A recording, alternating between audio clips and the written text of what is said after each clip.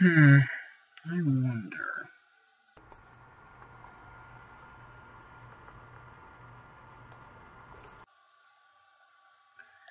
Oh my gosh. My reoperation on my left leg is next week. I really gotta get this blog done fast. Cue the logo.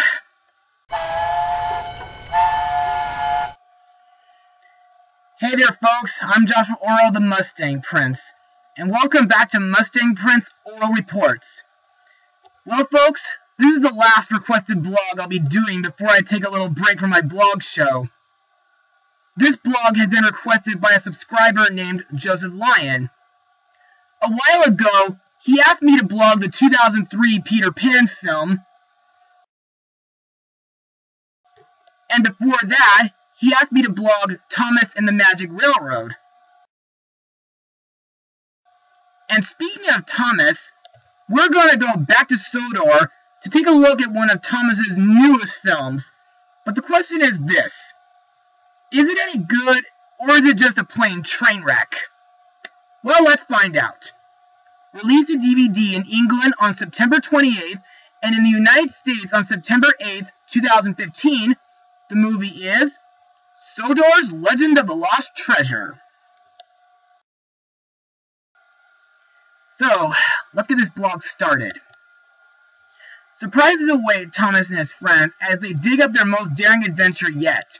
Unearthing an old pirate ship, Thomas is on the hunt for Sodor's lost treasure. When Thomas rocks the boat with some new friends, trouble soon rushes in. Will Thomas track down the treasure in time, or will Sailor John set sail with it? Well, shiver me timbers, this is what I call a good film, and not just for kids, but also for people who were once fans of Thomas the Tank Engine during their childhood. But before I get into more further details, let's move on to Mustang notes.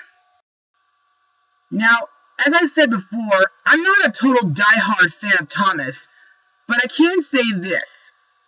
Unlike in Thomas and the Magic Railroad and the original show before it, which was handled with train and vehicle models with their facial expressions changing between screen clipping, this film is done entirely with CGI, which I feel works even better when it comes to the trains and the other vehicles' behaviors and personality. As for the story, well, it was okay. It's a bit cliched at times, but when mixed with the new animation technology, it's not so bad. However, there are some things that I like in this film, like when the humans and the vehicles work together to build the new branch line, and, well, the ending chase is pretty cool too. There are even some interesting stuff, like the pirate ship that was hidden underground, which is later put on display at the harbor. And there's also one scene that talks about a lost pirate. There are also two songs in this film. They are Never Outlook a Little Engine, which is sung by the miniature engines Mike, Bert, and Rex. In my opinion, this song sounds almost like something the Beatles would sing. And the last song is We Make a Team Together, which is sung while Thomas, John, and Skiff look for the treasure, and it's also sung during the film's ending. Now let's talk about the characters and their voice actors. Now I'll only be talking about the characters who are interesting, to me that is. Our hero, Thomas the Tank Engine, is voiced by John Hassler in the UK dub, and Joseph May in the US dub. In my eyes, Thomas is a really independent and hard-working engine who tries to do his best in whatever job he's given. However, there are a few flaws with him in this film. Sometimes he doesn't take his job too seriously.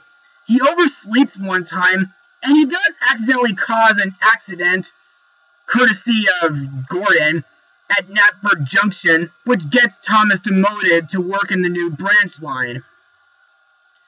But the parts that I like that involve him is when he discovers the pirate ship underground, and saves Ryan from exploding dynamite. Next we have Marion, a railway steam shovel voiced by Olivia Colman. There's not too much to say about her, other than the fact that she can be a bit absent-minded and a tad jumpy, but she's still a memorable character. Plus, she is the one who discovers the treasure chest buried in the cliffs. Next up is Sailor John, voiced by John Hurt, who has been in films like The Black Cauldron, Valiant,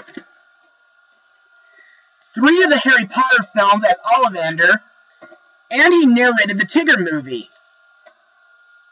Now this guy may act a bit friendly when he first meets Thomas, but in reality he serves as our villain.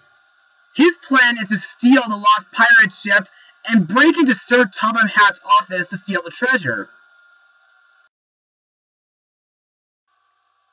We also have Skiff, a living railboat voiced by Jamie Campbell-Bowe,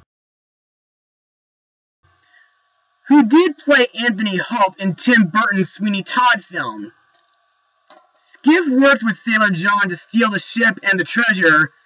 However, he wishes he could do more with his life instead of just being a boat.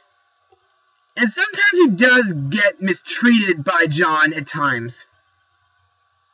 And lastly, the narrator is voiced by Mark Morgan. Need I say more? And now let's move on to my final words. Overall, this movie is a decent film for kids and train fans alike.